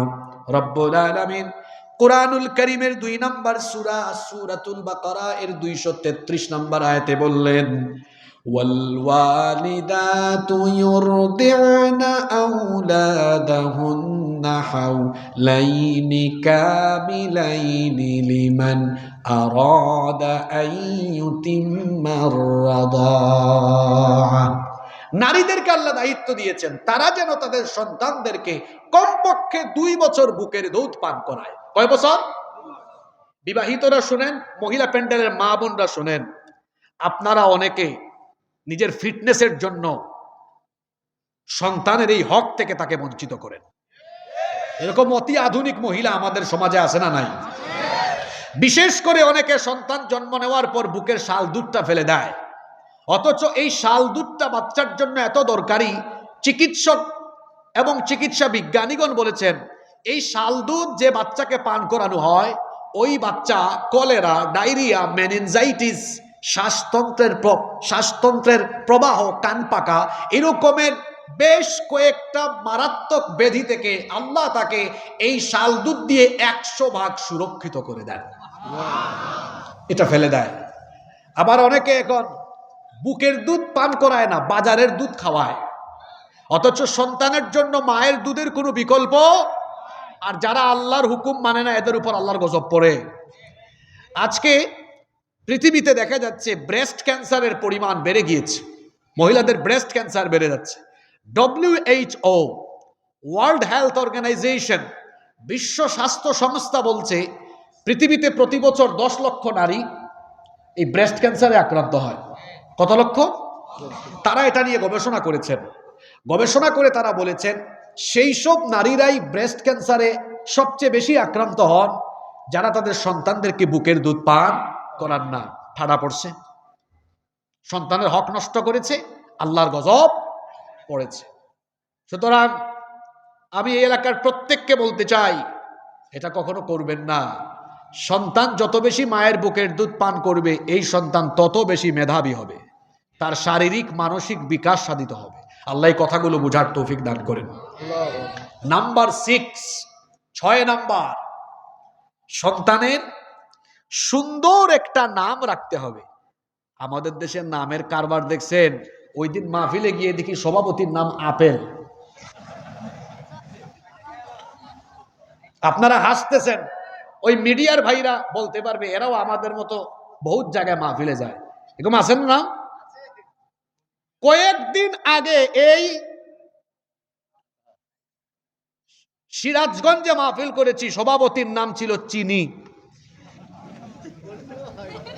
তারপর আরেক জায়গায় সভাপতির নাম পাইছি বুলেট। আমি যেগুলা বলতেছি এগুলো আছে না নাই?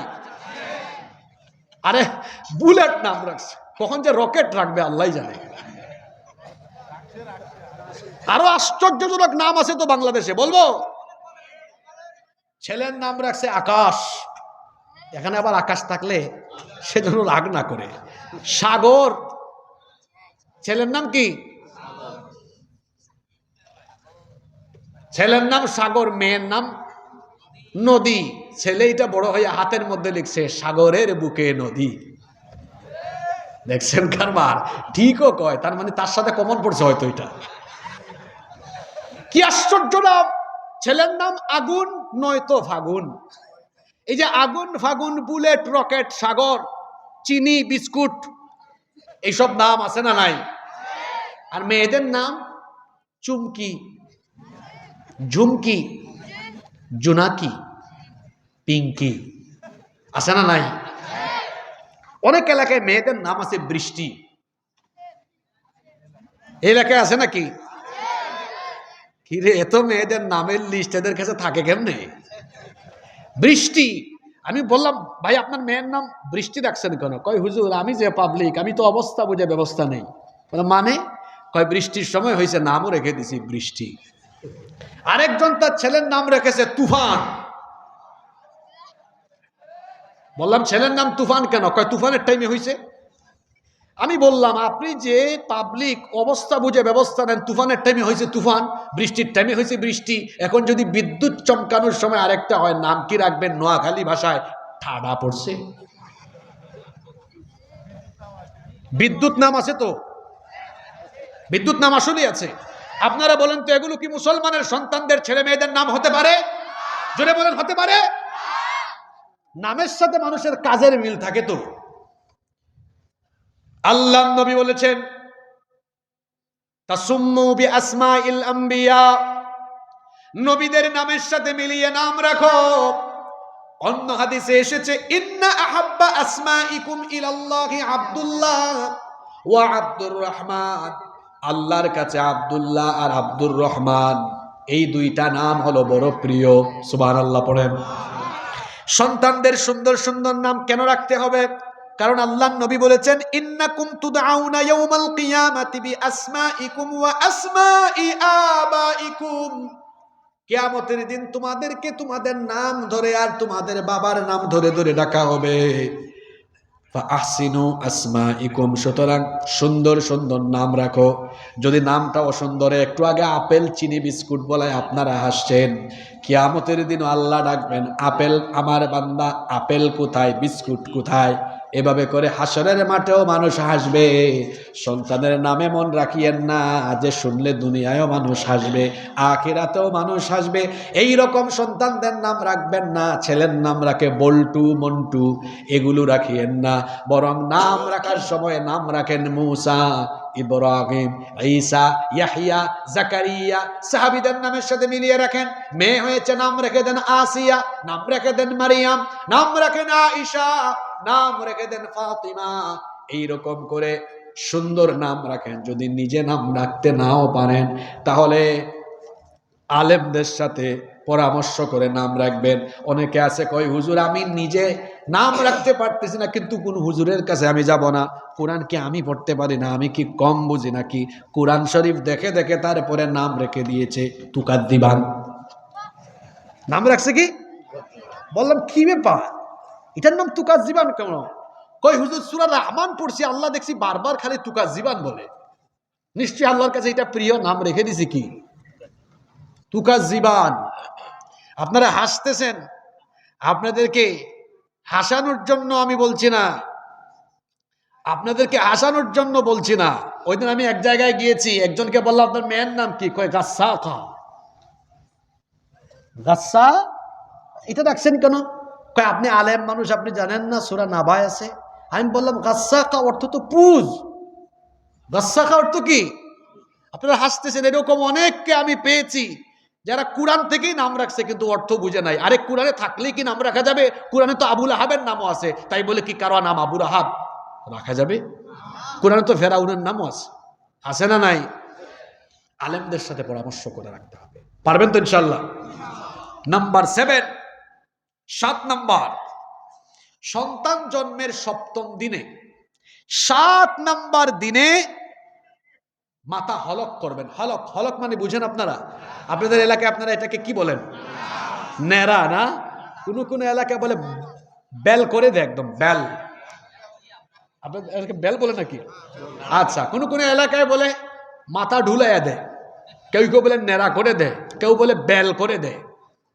আচ্ছা, 7ম দিনে শুনেন শুনেন, এটা কিন্তু আমাদের দেশে এই আমলটা নাই।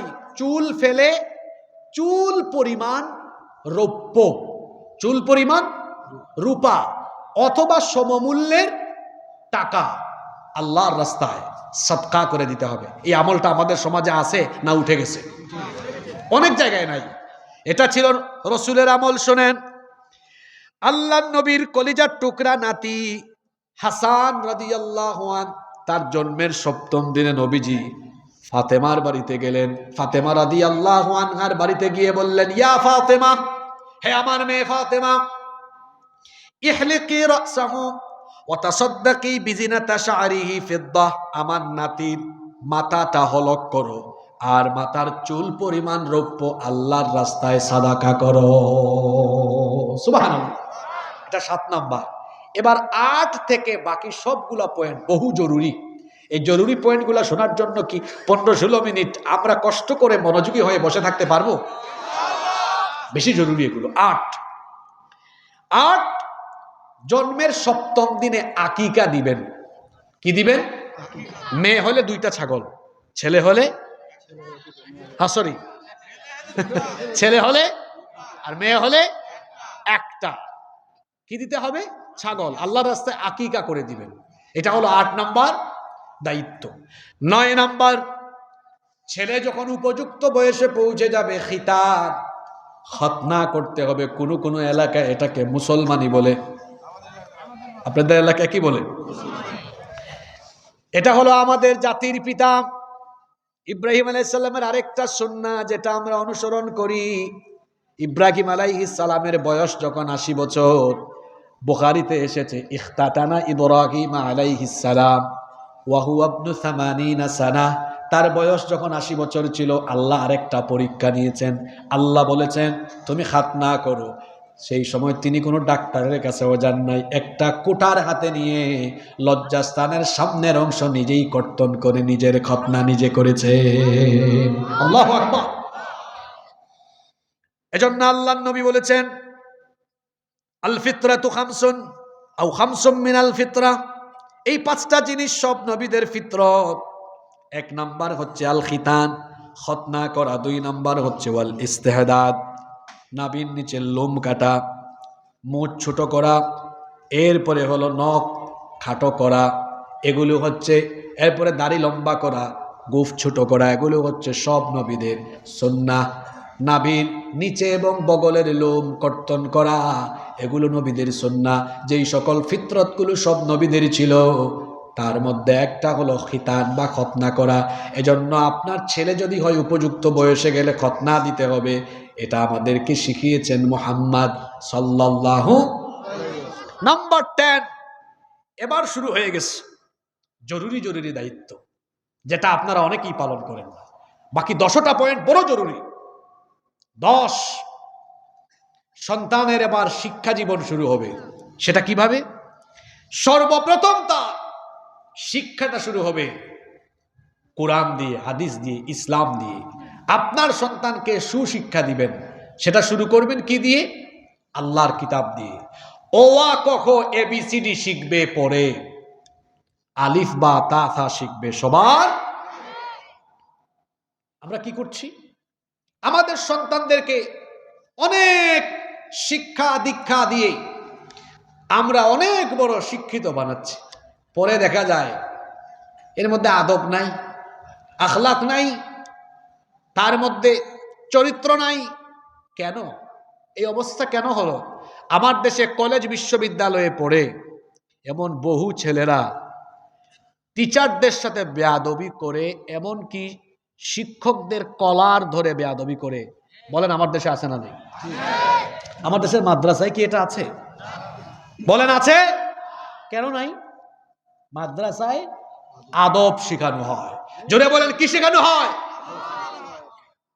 আদব শেখানো হয়। আর দ্বীনি শিক্ষা ছাড়া কখনোই কোনো সন্তান আদবওয়ালা চরিত্রবান হতে পারে না, পারে না, পারে না।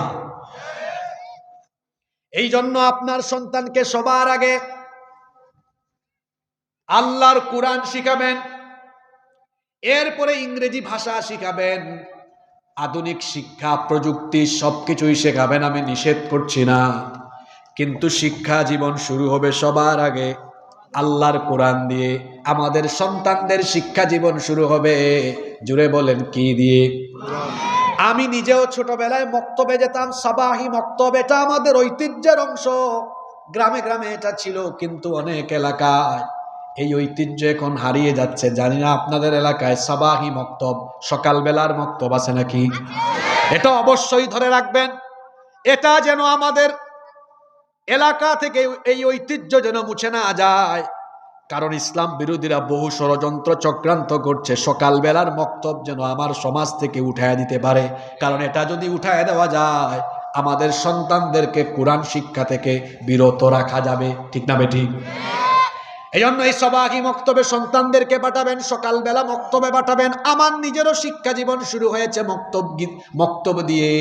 সেখানে গিয়ে আমরা আলিফ বা তা শিখেছি, কায়দা পড়েছি, সেখানে আমরা আমপারা পড়েছি, কোরআন তেলাওয়াত করেছি, কোরআন শিখেছি, খতম দিয়েছি, ইলমে কেরাত শিখেছি। মক্তব হলো মুসলমানদের ঐতিহ্যের একটা গুরুত্বপূর্ণ অংশ। এটা যেন আমাদের সমাজ থেকে হারিয়ে না যায়। সন্তানকে এমন ভাবে গড়ে তুলবেন, ছোটকাল থেকেই তাকে কোরআন হাদিস এবং দ্বীনের শিক্ষা দিবেন, যাতে করে আপনার সন্তানটা আপনার জন্য চক্ষু শীতলকারী হয়। ও আমার বাবারা, আমার ভাইয়েরা, আজকে মারা যান, কোনো সম্পদ আপনার সাথে যাবে না, কোনো কিছু আপনার সাথে যাবে না। মানুষ মারা যাওয়ার পরে তার সকল আমলের ধারাগুলো বন্ধ হয়ে যায়। এজন্য নবীজি বলেছেন, ইযা মাতাল ইনসান ইনকাতা আনহু আমালুহু ইল্লা মিন থালাথা। কোন মানুষ যখন মারা যায় তখন তার আমলের ধারাগুলো বন্ধ হয়ে যায়, কিন্তু তিনটা জিনিসের সওয়াব, তিন আমলের সওয়াব সে কবরে গিয়েও পায়। এক নম্বর হলো সাদাকাতুন জারিয়া, সদকায়ে জারিয়া। দুই নম্বর হলো ইলমুন ইউনতাফাউ বিহি, এমন ইলম যে ইলমের মাধ্যমে মানুষেরা উপকার লাভ করে। তিন নম্বর হলো ওয়ালাদুন সালিহুন ইয়াদউ লাহু, এমন নেককার সন্তান, যেই নেককার সন্তান তার পিতা মাতার জন্য দোয়া করে। সন্তানকে যদি নেককার বানায়া যান, কবরে গিয়েও সওয়াব পেয়ে যাবেন। সওয়াবের অংশ আপনার আমলনামায় পৌঁছায় দেওয়ার ব্যবস্থা করবেন কে? আসতে বলবেন না, জুড়ে বলেন কে?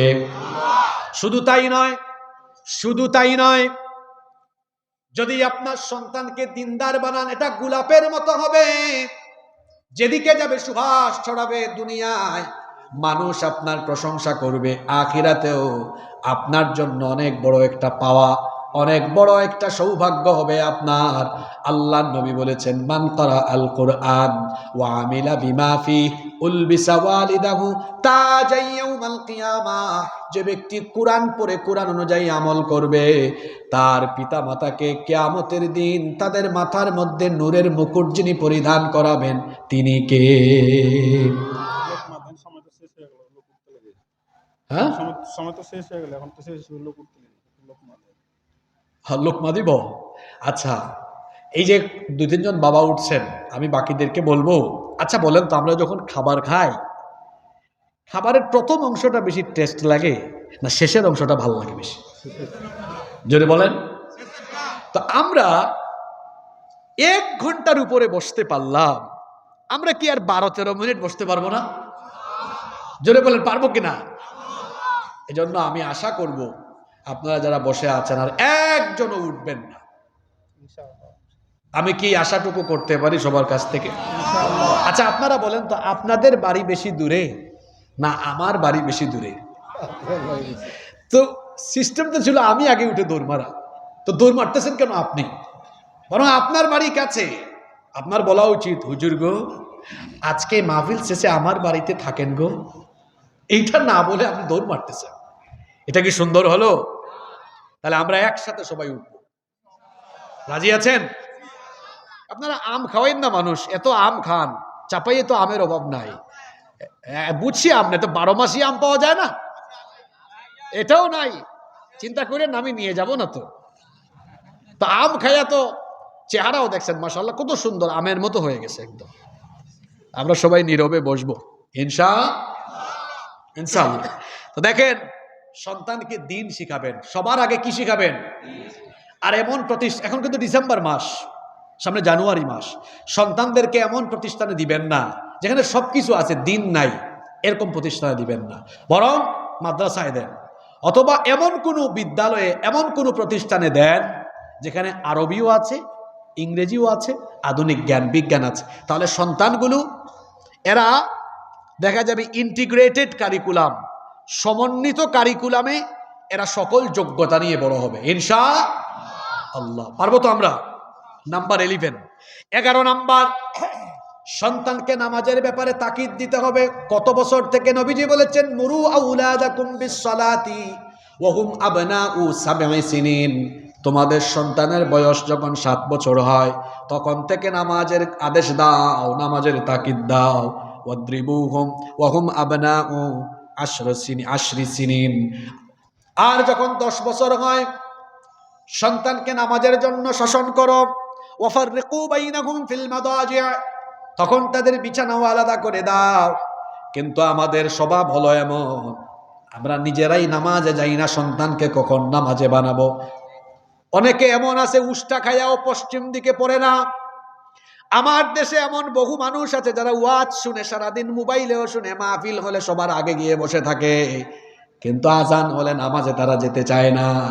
আমার দেশে মাহফিলে মানুষ বেশি না, নামাজে মানুষ বেশি। রাগ কইরেন না আপনারা, এখানে তো প্যান্ডেল ভরে গেল, কিন্তু এখানেও আল্লাহর বহু কুতুব আসছে যারা ওয়াজ শুনতে এসেছে, কিন্তু এশার নামাজটা কাজা করে দিয়ে এসেছে। আবার ঠিকও বলছে কেমন ভদ্র মানুষ। এখানে এমন মানুষ আছে যারা 12টা পর্যন্ত ওয়াজ শুনে যাবে, ফজরের নামাজে ঘুমাইয়া থাকবে। এখন বলেন তো, ওয়াজ শোনা ফরজ নাকি নামাজ আদায় করা ফরজ? ওয়াজ শোনা নফল, নামাজ আদায় করা হলো। যাদের মধ্যে নামাজ নাই, আল্লাহ নবী বলেছেন তাদের মধ্যে দিন নাই। যার মধ্যে নামাজ নাই তার মধ্যে দিন নাই। এই জন্য সবার আগে হলো নামাজ। কিয়ামতের ময়দানে সর্বপ্রথম আল্লাহ তাআলা যে আমলের ব্যাপারে আমাদের কাছে হিসেব চাইবেন, বলেন তো দেখি সেই আমলের নাম কি? এজন্য খবরদার নিজেরা নামাজ ছাড়বেন না, সন্তানদেরকেও নামাজি বানাবেন। ফজরের আজান হবে, বাচ্চাকে গিয়ে আদর করে মাথায় হাত বুলায় বলবেন, বাবা উঠো আমার সাথে মসজিদে চলো। মায়েরা যারা আছেন, মেয়েটাকে গিয়ে সুন্দর করে কপালে চুমু দিয়ে মাথায় হাত বুলায় বলবেন, আমার কলিজার টুকরা মা উঠো আমার সাথে নামাজে দাঁড়াও। এভাবে মা বাবা যদি চায় সন্তানদেরকে ছোটকাল থেকেই নামাজি বানাতে পারবে, সেই মা বাবা কত সৌভাগ্যবান যারা তাদের ছেলে মেয়েগুলোকে নামাজি বানিয়ে দুনিয়া থেকে বিদায় হয়ে গেল। সেই সন্তানগুলো তাদের পিতা মাতার জন্য প্রতি নামাজের পরই দোয়া করবে, রব্বির হামহুমা কামা রব্বায়ানি সগীরা। এজন্য নামাজি সন্তান দেখে যেতে হবে। প্রত্যেকেই সকলের সন্তানকে নামাজের ব্যাপারে তাগিদ দিবেন, রাজি আছেন তো? 12 নম্বর হলো, সন্তানকে আদর্শবান হিসাবে গড়ে তুলতে হলে আচরণের ক্ষেত্রে সাবধানতা অবলম্বন করতে হবে। সন্তানের সাথে আচার আচরণে, বিহেভিয়ারে সাবধান হতে হবে। অনেক স্বামী স্ত্রী আছে সন্তানের সামনেই তারা ঝগড়া করে, বলেন তো এরকম আছে না নাই? এটা নেগেটিভ প্রভাব আপনার সন্তানের উপরে পড়বে। অনেকে আছে ছেলে মেয়েদের সামনে মানুষকে গালি দেয়, এই গালি কি আপনার বাচ্চা শিখলো না? অনেকে আছে ছেলে মেয়ের সামনে মিথ্যা বলে, মিথ্যা শিখায়ও। কেমনে? তার কাছে 1 লাখ টাকা পায়, বাড়িতে এসে দরজায় নক দিয়েছে, হ্যাঁ গিয়ে দরজার ফাঁক দিয়ে দেখে, আরে বাপরে বাপ, আবুল কালাম ভাই আমার কাছে টাকা পায় 2000। এসে তার ছেলে বা মেয়েকে, ছোট্ট এখানে ক্লাস 2তে পড়ে, বলতেছে, যাও তোমার চাচ্চুকে গিয়ে বলো আব্বু বাড়িতে নাই। আপনারা হাসতেছেন, এইরকম বহু দাজ্জাল পিতা আছে যে তার নিজের ছেলে মেয়েকে মিথ্যা বলা শিখায়। এটা দাজ্জাল পিতা। আচার আচরণের ক্ষেত্রে সাবধান হন, ছেলে মেয়েদেরকে সত্য কথা বলা শিখান। আচ্ছা, স্বামী স্ত্রীর ঝগড়া কার হয় না বলেন? আপনারা কি মনে করেন হুজুরদের হয় না? হ্যাঁ, আমাদের মতো বহুত হুজুর বউয়ের কাছে গিয়ে খেজুর, কি বলেন, আছে না? এক লোক গিয়েছে ওমরে ফারুক রাদিয়াল্লাহু আনহুর কাছে তার বউয়ের ঝামেলা মিটাইতে। গিয়ে সে আবার উনার দরজা থেকে চলে যাচ্ছে। ওমর ফারুক রাদিয়াল্লাহু আনহু দেখলেন এক লোক ওনার বাড়িতে এসে চলে যাচ্ছে। এই, তুমি কই যাও? তিনি বললেন, আসছিলাম এক সমস্যা নিয়ে। তো বলো। কি আর বলতাম, আমি যে সমস্যা, এই সমস্যা থেকে আরো বড় সমস্যায় দেখলাম আপনি আছেন। মানে বুঝছেন, স্বামী স্ত্রীর মধ্যে মান অভিমান থাকবে, এটাও কিন্তু ভালোবাসার একটা পার্ট, মনে রাখবেন, এটাও ভালোবাসার একটা পার্ট। কারণ মান অভিমান ভালোবাসাকে আরো বাড়ায় মাঝে মাঝে। তবে এটা যেন আবার এমন পর্যায়ে না যায় যে ডাকাতের মতো আবার হাত তুলে। কোন নবী রাসূল কি বউ পিটাইছে? জোরে বলেন, বউ পিটিয়েছে? নিজের বউকে নিয়ন্ত্রণ করা শিখেন, এটা একটা কৌশলের ব্যাপার। বগুড়াতে এক ছেলে মাহফিলে আমার কাছে চিরকুট পাঠাইছে, কয় হুজুর বিয়ে করছি 7-8 মাস হয়েছে, আমার বউ খালি রাগ করে, মেজাজ দেখায়, চিন্তা করছি তালাক দিয়ে দিব। এখন আপনি বলেন, কোনো পরামর্শ থাকলে বলেন। আমি বললাম, বউ তোমার, পরামর্শ চাও আমার? পুরো সাংঘাতিক ব্যাপার। কয় হুজুর কি করব, খালি রাগ করে, মেজাজ দেখায়। আমি বললাম, তালাক দিবেন কেন? একটু গিয়ে আজকেই বাড়িতে বলেন, এমনি তুমি যে সুন্দর, আর যখন রাগ করো তখন লাগে আরো সুন্দর। আর রাগ করবে? বলেন করবে? শোনেন, অনেকে আছে বউয়ের হাতের রান্না মজা হয় নাই। আরে এটা আমরা যারা বাবা আছি তারা জানি। আমাদের সন্তানদেরকে আমরা কত মহব্বত করি। মেয়েদেরকে বাপ মা বাপের বাড়িতে কাম করায় নাই, কাজ করায় নাই। আপনার ছেলে মেয়ে হলে আপনি বুঝবেন, আমরা বুঝি, আমাদেরও সন্তান আছে, অনেক মহব্বত। মা বাপ 18-20 বছর লালন পালন করে তার কলিজার টুকরা আপনার হাতে দিয়ে দিচ্ছে। প্রথমবারের মতো রান্না বান্না করে মজা হয় না। কি রান্না করছো, তোমার বাপ মা কিচ্ছু শিখায় নাই? আরে ভাই, এটা বলেন কেন? আপনি বলেন, আরে বাপরে বাপ, কোনোদিন রান্না না করে আজকে ফার্স্ট টাইম তুমি যে রান্না দিছো, আমার তো একদম, আমি অবাক হয়ে গেছি, স্বাদ জিহ্বায় এখনো লেগে আছে, অসাধারণ। দেখবেন এত খুশি হবে, পরের বেলা আরো মনোযোগ দিয়ে রান্না করে, পরের বার আবার বলেন, আরে সাংঘাতিক কারবার, আগের বেলা থেকে এখন আরো মজা হয়েছে। এইভাবে আদর ভালোবাসা দিয়ে দেখবেন 5-7 দিন পরে আপনার বউ হয়ে যাবে সেরা রাঁধুনি। ঠিক কিনা? খায়াই বলে। আমার দেশে এইরকম কিছু হাজবেন্ড আছে, খালি বউয়ের সাথে খিটখিট করে, আবার পাশের বাড়ি ভাবির সাথে, ভাবি কেমন আছেন, কি বলেন, আছে না নাই? তার ফোনে হঠাৎ করে এক বেগানা নারীর কল শুনছে, হ্যালো, কে বলছেন, খুব সুন্দর। আর বউ তারে ফোন দিয়েছে, ওগো খেয়েছ, ফোন রাখ। পরনারীর ক্ষেত্রে নরম, বউয়ের ক্ষেত্রে গরম। এরা হলো নাম্বার 1 চরিত্রহীন লম্পট। নিজের বিবির সাথে সুন্দর আচরণ করেন, যতবার দেখা হবে বলুন, তুমি এত সুন্দর কেন, বলেন এগুলো। আচ্ছা, তুমি এত সুন্দর করে কথা বলো কিভাবে, এটা বলেন, প্রশংসা করেন। যারা বউয়ের প্রশংসা করে এদের চেহারা সুরত ভালো থাকে, বউ এদেরকে খাওয়ায়, কাপড় চুপড় ঠিকঠাক করে রাখে, গড় গুছায় রাখে। যাদের বউ ভালো তাদের চেহারা সুরত ভালো, যাদের বউ খারাপ, চেহারাটা মরা মরা, বউ এদেরকে সবসময় প্রেশারের উপরে রাখে। এজন্য নিজের স্ত্রীদের সাথে ভালো আচরণ করবেন। আজকে কিন্তু মা বোনরা অনেক খুশি হয়েছে, কিন্তু আপনাদেরকেও বলবো, আপনারা অনেকে আছেন ভাইদের সাথে খালি খিট খিট খিট খিট খিট খিট করে, আছে না নাই? আপনাদের জন্য জান্নাতে যাওয়া সহজ।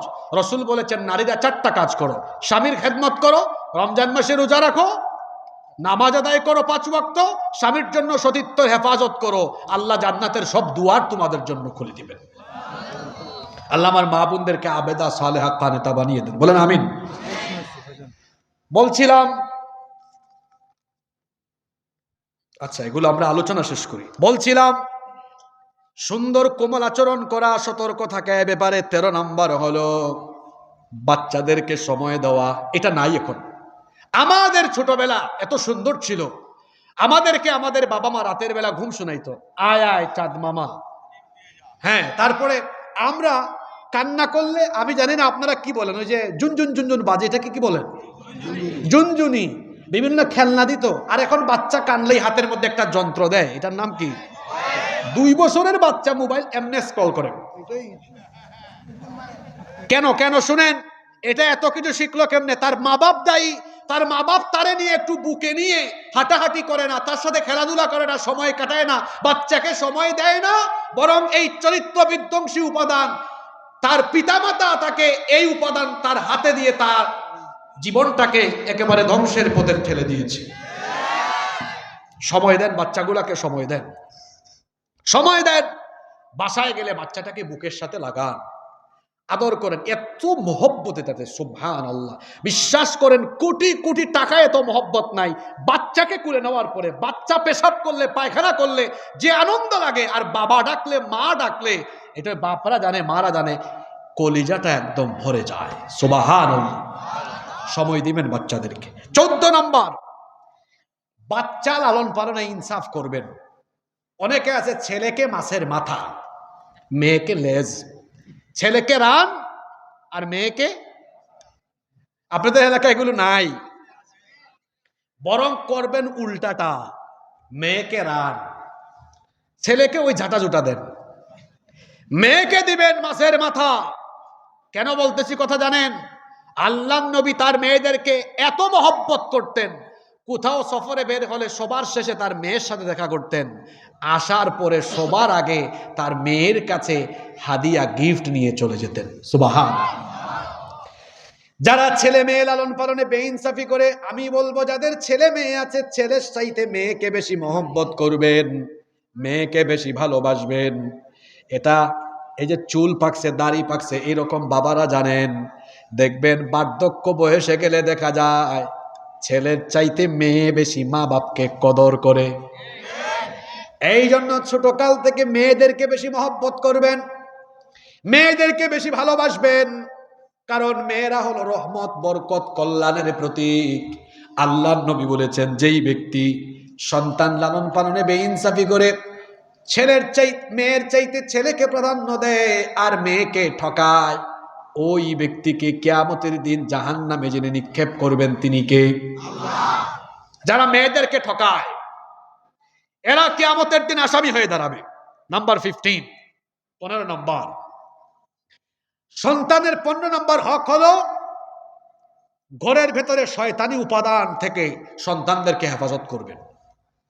এখন ক্লাস 6, 7, 8-এ পড়া ছেলে মেয়েদের হাতে মোবাইল ফোন। এই পলসা আলিম মাদ্রাসায় দেখবেন হুজুররা 8, 9 ছেলে মেয়েরা কথা শুনে না, হাতে মোবাইল, খালি মোবাইল চালায়। ওই ডেস্কের চিপা চাপা দিয়া, আছে না নাই? এদের হাতে মোবাইল দিছে কে? তার পিতামাতা। একজন কয়, হুজুর আমার মেয়ে 7-এ পড়ে, 7-এ আইফোন গিফট করছে। বললাম তাই? আপনার মেয়ে কিছুদিন পরে আপনারা জামাই গিফট করবে। ইন্টারমিডিয়েট পাস করার আগ পর্যন্ত ছেলে মেয়েদের হাতে মোবাইল দিবেন না। এখানে যারা আছো ছাত্র, ইন্টারমিডিয়েট অথবা আন্ডার ইন্টারমিডিয়েট, মা বাবার কাছে আজকেই গিয়ে মোবাইল ফোন জমা দাও। মোবাইল চালানোর বহুত সময় পাওয়া, নিজের চরিত্রকে শেষ করে দিও না। অনলাইন জুয়া, এটা এদের চরিত্রকে শেষ করে ফেলতেছে। মাত্র 17-18 বছর বয়স, রাত 4টা পর্যন্ত সে মোবাইলে তাহাজ্জুদ পড়ে। তার চেহারা দেখছেন? তার গালের মাংস হাড্ডির চিপার ভিতরে ঢুকে গেছে এমনি। কেন এই অবস্থা হয়েছে? অত মোবাইল ইন্টারনেটের অপব্যবহার করে রাত ব্যাপী জেনা ব্যভিচারের সাগরে ডুবে থেকে তার যৌবন, চরিত্র, জীবনকে সে ধ্বংসের সাগরে নিপতিত করে দিয়েছে। যাদের বাড়িতে ইন্টারনেট, ওয়াইফাই আছে না, ওয়াইফাই, রাত 10টার পরে সুন্দর করে সুইচটা বন্ধ করে দিবেন। যাদের ছেলেমেয়েরা ইউনিভার্সিটিতে পড়ে 11টার পরে বলবেন, আব্বাজান আম্মাজান ফোনটা দেন, জমা দেন, সকালে নিয়েন। রাত 11টার পরে কাজ কি তোমার ফোনে? কয় না, অ্যাসাইনমেন্ট করবো। তুই অ্যাসাইনমেন্ট সকালে করবি? এখন কিসের অ্যাসাইনমেন্ট? এখন আবার অনেক প্রতিষ্ঠানে প্যারেন্টসরা সরি টিচাররা হোয়াটসঅ্যাপ গ্রুপ খুলে হোয়াটসঅ্যাপে হোমওয়ার্ক দেয়। আচ্ছা, অনলাইন ক্লাস, এটা তো আরো মারাত্মক অবস্থা। কি বলতাম কথা, দুঃখের কথা বলতে বলতে তো অনেক সময় লাগবে, আপনাদেরকে কষ্ট দিতে চাই না। আমি প্রতিষ্ঠানের শিক্ষকদেরকে বলবো, প্লিজ বাচ্চারা এই মোবাইল ইন্টারনেট থেকে দূরে থাকার জন্য যা যা করা দরকার দয়া করে আপনারা তা করবেন প্লিজ। আমাদের সন্তানরা নষ্ট হয়ে যাচ্ছে। আমি ছাত্রদেরকে বলবো, ভাই তোমরা একটু বোঝার চেষ্টা করো। দেখো এগুলো যারা আবিষ্কার করেছে ওরা কত পড়ালেখা করছে, কত গবেষণা করছে। ওরা এই শয়তানি উপাদান তোমাদের হাতে ধরিয়ে দিয়ে তোমাদেরকে শেষ করছে, আর ওরা জ্ঞান বিজ্ঞানে এগিয়ে যাচ্ছে। তোমরা পড়ালেখা করো, এই বয়সে গবেষণা করো। তোমরা মোবাইল নয়, আগামী 20 বছর পরে তোমরা আগামীর দুনিয়াতে সবচেয়ে লেটেস্ট প্রযুক্তির আবিষ্কারক হবে তোমরা, ইনশাআল্লাহ। এজন্য পড়ালেখা করতে হবে। এসব টিকটক ছাড়ো। আজকের মাহফিলে মেয়েরা আসছে কিনা জানি না, মেয়েরা এখন সবচেয়ে বেশি টিকটক করে। মেয়েরা এখন সবচেয়ে বেশি কি করে? টিকটক। কত কিছু বানায়।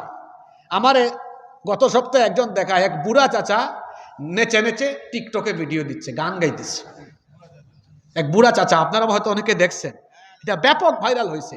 কি এক রোগ, জুয়ান বুড়া সবাই এই রোগে আক্রান্ত, ঠিক না বে ঠিক? এটা থেকে যত দূরে থাকবেন তত ভালো। আল্লাহ সবাইকে হেফাজত করেন। নাম্বার 16, 16 নাম্বার, সন্তানদের কল্যাণের জন্য খরচ করবেন। বিশেষ করে তাদের পড়ালেখার জন্য উন্মুক্ত খরচ করবেন। পড়ালেখার জন্য খরচ করবেন, কষ্ট করবেন। পিতামাতা কষ্ট করে পড়াবেন, ভালো প্রতিষ্ঠানে দিবেন, এরা মানুষের মতো মানুষ হবে ইনশাআল্লাহ। 17 নাম্বার হলো সন্তানদেরকে পর্দার শিক্ষা দিবেন।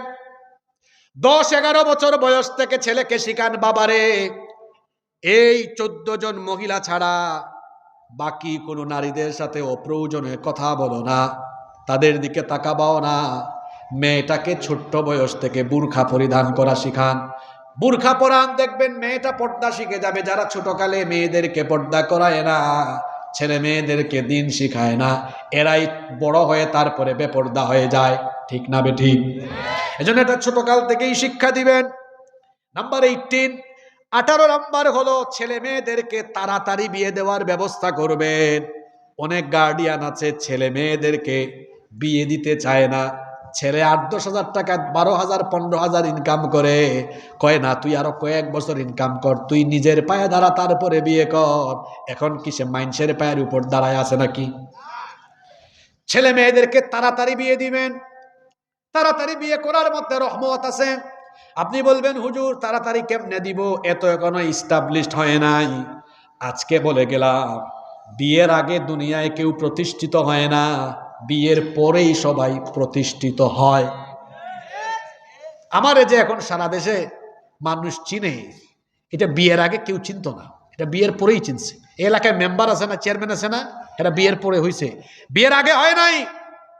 তারপরে যারা প্রতিষ্ঠিত হয়েছে, যারা নিজেদেরকে আজকে সফলতার চূড়ায় নিয়ে গিয়েছে, বিয়ের আগে না, বিয়ের পরে সবাই প্রতিষ্ঠিত হয়েছে। এই জন্য বিয়ে আগে ভাগে দিবেন, আগে ভাগে বিয়ে দিবেন। পারবেন তো ইনশাল্লাহ?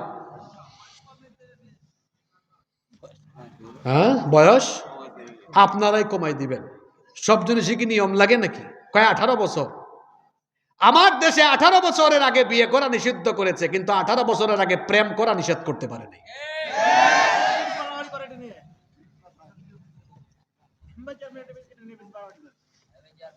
তাদেরকে বলবেন আগে বটতলা, ঝাউতলা, লাউতলার কবুতরের জুড়াগুলারে সাইজ করতে। কথা বুঝছেন কিনা? কিছু লাউতলা, ঝাউতলা, বটতলা আছে না? গতকাল রাজশাহীতে মাহফিলের আগে এক সুন্দর রিসোর্টে একজন নিয়ে গেল। বললাম এত সুন্দর, এখানে কিছু গেস্ট রুম করেন।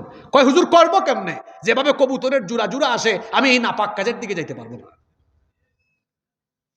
বিয়ের আগে স্কুল থেকে কলেজ থেকে কবুতরের জুড়া যায়, প্রশাসন এইটা বন্ধ করতে পারেন না, বরং হালাল বিয়ে এখানে এসে বাধা দেন, পারলে ওই হারাম কাজ বন্ধ করেন। নাম্বার 19, 19 নাম্বার হচ্ছে, 19 নাম্বার হচ্ছে সন্তানদের মধ্যে সুন্দর করে সম্পদ বন্টন করবেন। এটা তো আমাদের মাদ্রাসায় ফারাইজ পড়ানো হয়, মাওয়ারিস পড়ানো হয়। যারা এলএলবি নিয়ে পড়ে, ল অফ ইনহেরিটেন্স আছে, উত্তরাধিকার আইন, কিভাবে সন্তানদের মধ্যে সম্পদ বন্টন করবেন, এই নীতিমালা কি ইসলামে নাই? 100 জনের মধ্যে 99 জন পিতামাতা এটা পালন করে না। আপনাদের এলাকায় জমির হিসাব আপনারা বিঘা দিয়ে করেন না অন্য কিছু দিয়ে করেন? এক বাপের 4 ছেলে 2 মেয়ে, হিসাব করো, 4 5 20, 5 বিঘা করে দিয়ে দাও। আর মেয়েকে বলে, মা তোমাকে তো কিছু দিতে পারলাম না, বাবা তোমাকে দোয়া দিলাম। বোনরা যারা শুনতেছেন বলবেন, আব্বু দোয়া লাগবে না, জিনিস দেন। আর যে হাজি সাহেব, বহু আলেম পর্যন্ত আছে মেয়ে ঠকায়। যারা মেয়েদেরকে সম্পদ থেকে বঞ্চিত করে, সে যত বড় আলেম হোক, যত বড় হাজি সাহেব হোক, যত বড় নামাজি আর তাহাজ্জুদ গুজারি হোক, কিয়ামতের দিন জালেম হয়ে আল্লাহর সামনে দাঁড়াতে হবে। মেয়েদেরকে সম্পদ থেকে বঞ্চিত করবেন না। 20 নাম্বার। খুব ধৈর্যশীল মানুষ আপনারা, আপনাদের আচার আচরণ বড় সুন্দর, ধৈর্য ধরে শুনেছেন। এবার শেষ পয়েন্টটা শুনেন। সন্তানকে মানুষ করার জন্য এই যে এতক্ষণ 19টা পয়েন্ট বললাম, আপনারা বলেন তো এই কাজগুলো করলে আসলে কি একটা বাচ্চা কখনো খারাপ হতে পারে? বলেন, খারাপ হতে পারে? আমরা তো এগুলো করি না। এই 19টা কাজ করার পরে মনে রাখবেন, চেষ্টা করার দায়িত্ব আমাদের, আর সন্তানদেরকে নেককার দিনদার বানানোর দায়িত্ব কার? এই জন্য এই 19টা কাজ করার পরে 20 নাম্বার যে কাজটা করবেন, সব সময় আল্লাহর কাছে দোয়া করবেন। এই জন্য আল্লাহর কাছে দোয়া করবেন। দোয়াটাও আল্লাহ শিখায়া দিয়েছেন, এই দোয়াটা মুখস্থ করবেন, সব সময় পড়বেন। আমি নিজেও দোয়াটা পড়ি, আপনারাও করবেন। যারা বিয়ে করো নাই, তোমাদের জন্য এই দোয়া বেশি বেশি করা বেশি জরুরি। কারণ হলো, এখনো বিয়ে হয় নাই, বলেন তো জীবনে ভালো একজন স্ত্রীর দরকার আছে না নাই? যারা বিয়ে করেছেন তারাও দোয়াটা পড়বেন, অবিবাহিতরাও এই দোয়াটা পড়বেন। কোরআনুল কারীমের 25 নম্বর সূরা সূরাতুল ফুরকানের 74 নম্বর আয়াতে আল্লাহ দোয়াটা শিখায় দিলেন। পড়েন আমার সাথে, রব্বানা হাব লানা মিন আজওয়াজিনা ওয়া যুররিয়াতিনা কুররাতা আয়ুনিন ওয়াজআলনা লিল মুত্তাকিনা ইমামা। হে রব, আমাদেরকে চক্ষু শীতলকারী স্ত্রী সন্তান হাবলানা গিফট করো, আর আমাদেরকে মুত্তাকিদের ইমাম বানিয়ে দাও। বলেন আমিন। এই 20টা কাজ যারা করবে, তাদের সন্তান পৃথিবীতে গোলাপের মতো হবে, সুবাস ছড়াবে। আসুন আমাদের সন্তানদেরকে কোরআন সুন্নাহর দেওয়া এই ফর্মুলার ভিত্তিতে আমরা গড়ে তুলি। এরা আদবওয়ালা, আখলাকওয়ালা, সুসন্তান, চরিত্রবান হবে। আল্লাহ তুমি আমাদেরকে তৌফিক দিয়ে দাও। আত্মীয়তার ভিতরে সম্পর্ক ভঙ্গকারী এবং সম্পর্কে ভাঙন ধরানোর শাস্তি কি? আত্মীয়তার সম্পর্ক যারা ছিন্ন করে, নবীজি বলেছেন এরা কোনোদিনও জান্নাতে ঢুকতে পারবে। আল্লাহর হকের চাইতে বান্দার হক এত গুরুত্বপূর্ণ। আল্লাহর হক চাইলে যে কোনো সময় আল্লাহ মাফ করে দিতে পারেন, কিন্তু বান্দার হক বান্দা মাফ না করলে আল্লাহ মাফ করেন। আত্মীয়দের সাথে ভালো আচরণ করবেন, আত্মীয় স্বজনকে কখনো কষ্ট দিবেন না, প্রতিবেশীকে কষ্ট দিবেন না। সুসম্পর্ক, সুন্দর আচরণ, সুন্দর ভাষা ব্যবহার তাদের সাথে রাখবেন ইনশাআল্লাহ। সম্মানিত ভাইয়েরা, এই মাহফিল আমার যুবক ভাইয়েরা আয়োজন করেছে, বড় কষ্ট করেছে তারা। আমরা দোয়ার আগে, মোনাজাতের আগে একটা ভালো কাজ করে উঠি।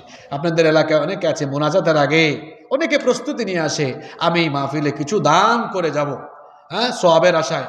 এজন্য আপনারা যারা এই নিয়তে আসছেন, মোনাজাতের আগে ভাগে পাঠিয়ে দেন। প্রয়োজনে কিছু ব্যাগ বা চাদর পাঠান, মহিলা প্যান্ডেলেও পাঠান। এখানে একজন বলছেন বড়রা ছোটদের প্রতি যে অন্যায় করে, এর প্রতিকার কি? এগুলো পারিবারিক বিষয়, এগুলো আসলে কাউন্সিলিংয়ের বিষয়, এখানে মাহফিলে বলার বিষয় না। কারণ বড়দের উচিত ছোটদেরকে স্নেহ করা, হক থেকে বঞ্চিত না করা। আল্লাহর নবী বলেছেন, যারা বড়দেরকে সম্মান করে না আর বড় হয়ে ছোটকে স্নেহ করে না, সে কখনো আমার উম্মত হতে পারে না। যাই হোক, মাহফিল কমিটির সভাপতি সাহেব তো আমার আগে সুন্দর বক্তব্য দিয়েই ফেলেছেন। আপনাদের এলাকায় কি মোনাজাত হয়? হয় আমি ঠিক আছে আমরা মোনাজাত দিয়ে উঠবো।